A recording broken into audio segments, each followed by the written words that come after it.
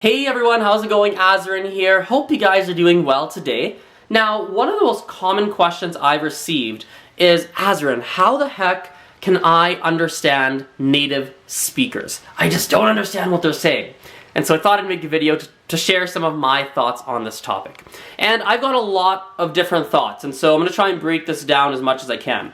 First and foremost, you need to think about how long you've studied the language. Because the fact of the matter is, if you've studied for anywhere between, call it zero months, all the way up until about maybe 2.5 years, if you've studied the language for somewhere in that time frame or that amount of time, listen, understanding native speakers is going to be hard. Learning a language and understanding native speakers is just like any skill. It's kind of like if you were learning to play the piano. A lot of the piano pieces are going to be extremely difficult because they have a high difficulty level. And it would take many years of playing the piano, practicing the piano, before you're able to actually play those really difficult pieces.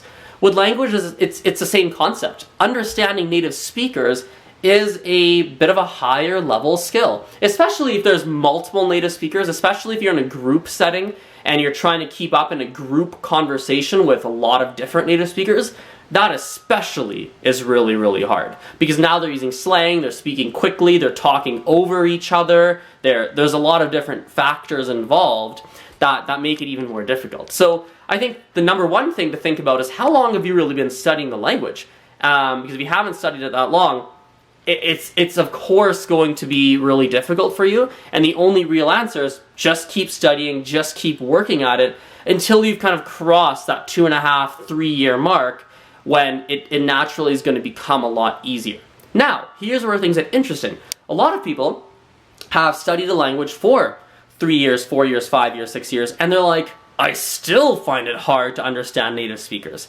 If you're in that boat, there's a few different things to think about. Number one, you got to think about how much listening practice you've really done, right? A lot of people, they've done a lot of classroom style learning, meaning they've done a lot of reading and writing, or maybe they've listened to their teacher, or they've listened to audio CDs, things like that, but they haven't really spent a lot of time in the real world speaking with real native speakers, you know what I mean, in the real world.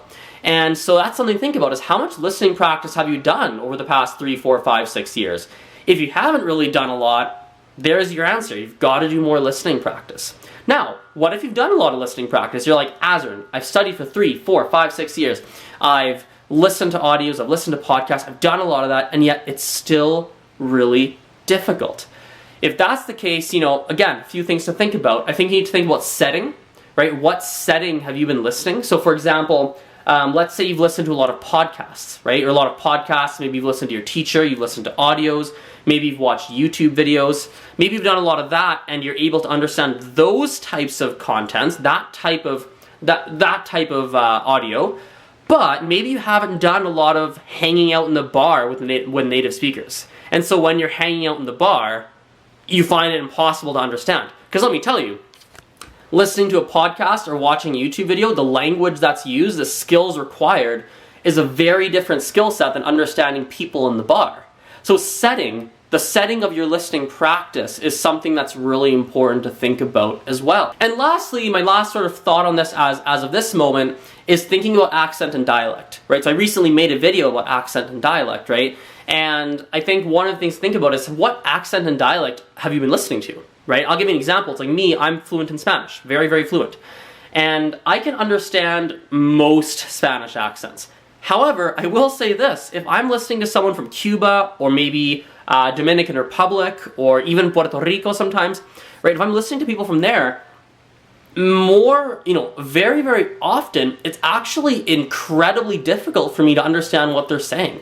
Sometimes I have no idea what they said. I'll listen and I'll be like, what just happened? Was that even Spanish?